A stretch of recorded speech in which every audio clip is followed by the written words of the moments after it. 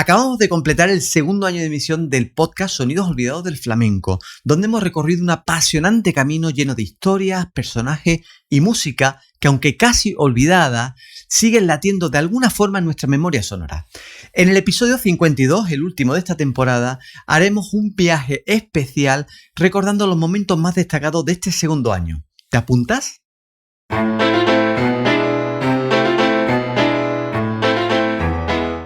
Sonidos escuchados. Sonidos disfrutados. Sonidos bailados. Sonidos relegados hoy al olvido. Pero es posible hacer algo por ellos. Hagamos memoria. Soy José Miguel Hernández Jaramillo y os invito a enrolaros en este viaje por los sonidos, historias, espacios y personajes que formaron parte del flamenco del siglo XIX.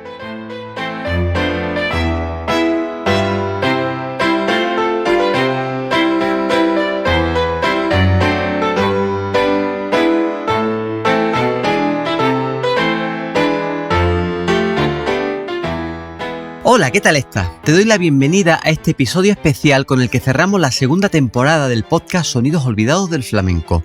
Antes de nada quiero agradecerte profundamente por estar ahí, escuchando, apoyando y formando parte de esta comunidad.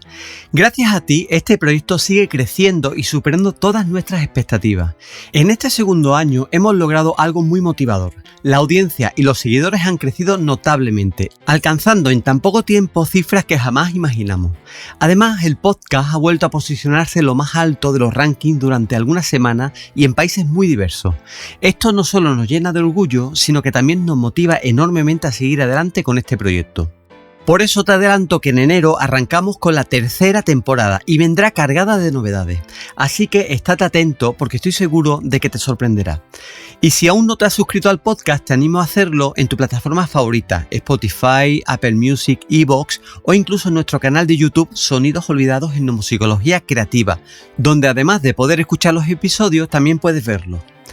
Como ya hice para cerrar la primera temporada, quiero dedicar el último episodio a repasar todo lo que hemos compartido durante este año. Han sido 25 episodios llenos de momentos únicos y una gran variedad de contenidos que difícilmente leerás o escucharás en otro sitio, porque son fruto de la investigación que tanto Lénica Reyes como yo llevamos realizando desde hace muchos años. Así que prepárate para revivir juntos lo mejor de esta segunda temporada. Quisiera comenzar recordando un episodio muy especial y profundamente emotivo, en el que rendimos homenaje a uno de nuestros oyentes más queridos, quien tristemente nos dejó este año. Me refiero al doctor Felipe Agudo Montes de Chiclana. Este podcast lo acompañó en sus últimos momentos y para nosotros fue un honor poder dedicarle aquel episodio. En esa ocasión hablamos sobre los primeros tiempos de las alegrías, el palo flamenco favorito de don Felipe.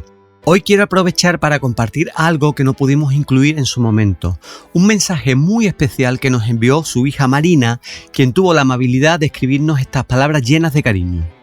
Muchísimas gracias, es un honor para mi familia y para mí este homenaje hacia mi padre. Desde el cielo seguro que está sonriendo por salir en su podcast favorito. Un fuerte abrazo, Marina. Pues desde aquí una vez más le mando un fuerte abrazo a Marina y a toda su familia. Hablando de palo flamenco, esta temporada dedicamos varios episodios a explorar algunos de ellos en profundidad. Por ejemplo, abordamos cómo los panaderos, un son llegado desde México que acabó transformándose en un palo flamenco clave para entender la conformación de las alegrías tal como la conocemos hoy.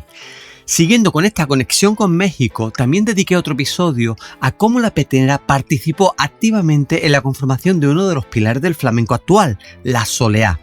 En ese episodio compartí los resultados de una investigación realizada junto con Lénica Reyes hace más de 15 años y que aún no hemos publicado.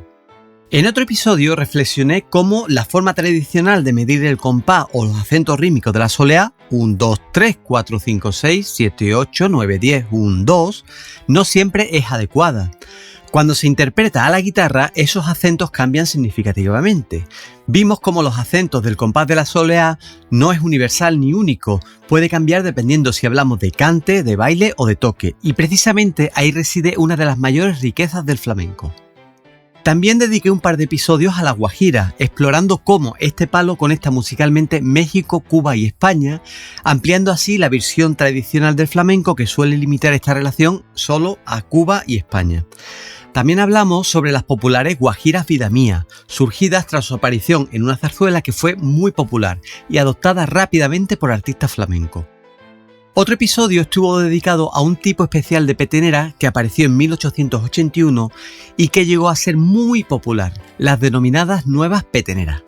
También exploramos el virtuosismo necesario para interpretar las malagueñas a finales del siglo XIX, tanto al cantarlas como al tocarlas.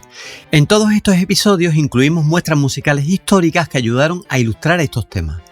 Sin embargo, el episodio más escuchado hasta ahora, no solo de la segunda temporada, sino de todo el podcast, ha sido el dedicado a enumerar los 10 palos flamencos más populares entre 1895 y 1915, basado en el número de grabaciones realizadas en ese periodo. Este episodio sorprendió a muchos oyentes y generó numerosos comentarios por lo revelador de los datos presentados. En esta temporada también dedicamos algunos episodios a la guitarra flamenca del siglo XIX, en concreto a mostrar cómo la guitarra flamenca de concierto ya existía varias décadas antes de lo que se asume en las historias del flamenco. Los guitarristas flamencos ya ofrecían solos de guitarra flamenca o conciertos completos en las últimas décadas del siglo XIX. También dediqué otro episodio a cómo los guitarristas flamencos probablemente crearon el toque de guajira, qué recursos emplearon y en qué acompañamientos o músicas previas se basaron para acompañar a un cante recién llegado al flamenco a partir de 1878. Otro bloque de episodios estuvo dedicado a describir cómo era la vida y el ambiente flamenco en el siglo XIX. Comencé explorando la mitad del siglo, cuando aún no existía algo que se llamara flamenco como tal, y disfrutamos con la narración que Serafín Estebanes Calderón dejó sobre una fiesta típica del barrio de Triana de Sevilla, a la que él mismo asistió. Esta descripción nos transportó a un momento clave en la gestación de lo que más tarde sería conocido como flamenco. En otro episodio leí fragmentos de un fascinante artículo de 1873 que describía cómo eran las cantaoras flamencas de la época y cómo desarrollaban su labor artística, arrojando luz sobre un aspecto muy poco documentado en el arte flamenco. Además, en uno de los últimos episodios de la temporada nos sumergimos en el mundo de los cafés cantantes, locales que proliferaron en las ciudades españolas a finales del siglo XIX. A través de este episodio pudimos conocer detalles sobre lo que ocurría dentro de estos espacios, desde los horarios en los que estaban abiertos hasta cuánto costaban las consumiciones o cuál era el salario de los artistas que allí actuaban. Estas descripciones nos ayudaron a imaginar cómo era la vida cotidiana en esos lugares emblemáticos para el desarrollo del flamenco y a entender mejor su importancia como centros culturales y artísticos. También dedicamos tiempo a episodios donde exploramos la vida y obra de personas que, de una u otra forma, participaron en la escena flamenca del siglo XIX. Desde figuras icónicas como Juan Breva, una de las principales referencias del flamenco de aquella época, hasta personajes completamente desconocidos para la mayoría de los aficionados. De Juan Breva analizamos cómo, además de su actividad como cantaor en teatros y cafés, fue invitado a participar en numerosas zarzuelas en Madrid desde su llegada a la capital en 1879. Este dato nos permitió entender mejor su versatilidad artística y su impacto más allá del ámbito estrictamente flamenco.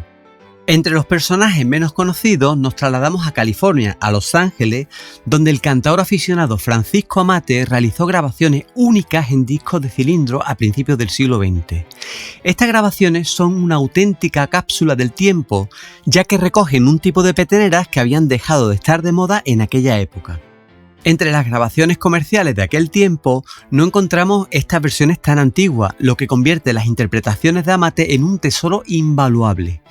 Él cantaba las peteneras que se hicieron populares en toda España desde finales de la década de 1870 y hasta el momento son las únicas grabaciones conocidas de este estilo de petenera. Este hallazgo lo realicé cuando vivía en Los Ángeles, curiosamente muy cerquita del archivo donde se conservaban estos viejos cilindros. Cabe destacar que estas no fueron grabaciones comerciales, sino registros caseros que han sobrevivido al paso del tiempo y nos ofrecen un vistazo único a una tradición prácticamente olvidada. En otro episodio recordamos la figura de Buenaventura Íñiguez, un sacerdote navarro que, además de ejercer como organista de la Catedral de Sevilla y del Monasterio de Santa Inés, compuso interesantes piezas flamencas para piano. En ese episodio pudimos escuchar algunas de estas composiciones que reflejan una faceta poco conocida de la música flamenca.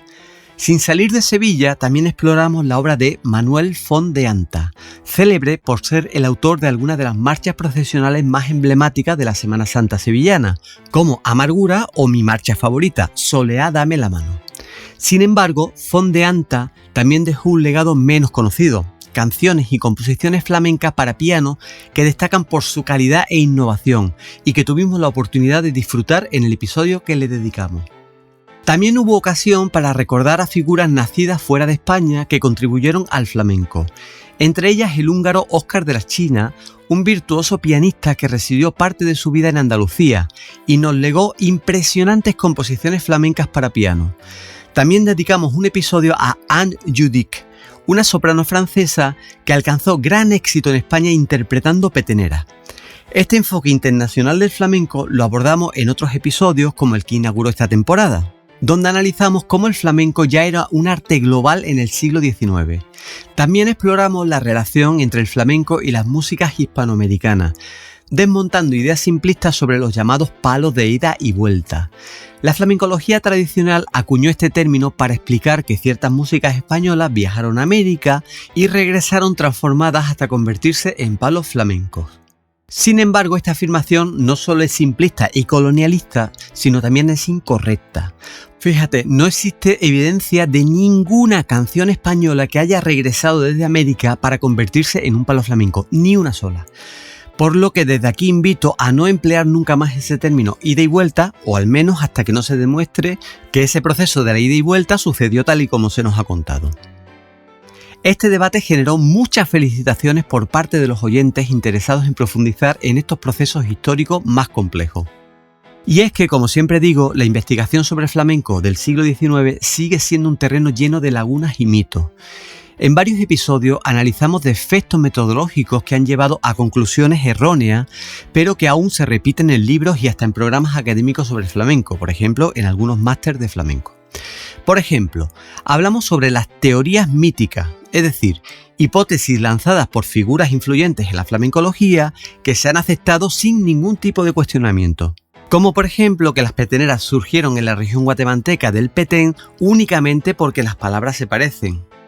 En otro episodio analicé el abuso de lo que denomino cajones de sastre, que son explicaciones vagas con lo que resolvemos algún tema del que no queremos o no podemos investigar más. Algunos de estos cajones son, por ejemplo, estas frases, estas coletillas que se oyen: esto viene del folclore, o este palo proviene de alguna zarzuela, o su origen está en el fandango, etcétera, etcétera, utilizadas para cerrar investigaciones sin profundizar ni aportar pruebas sólidas.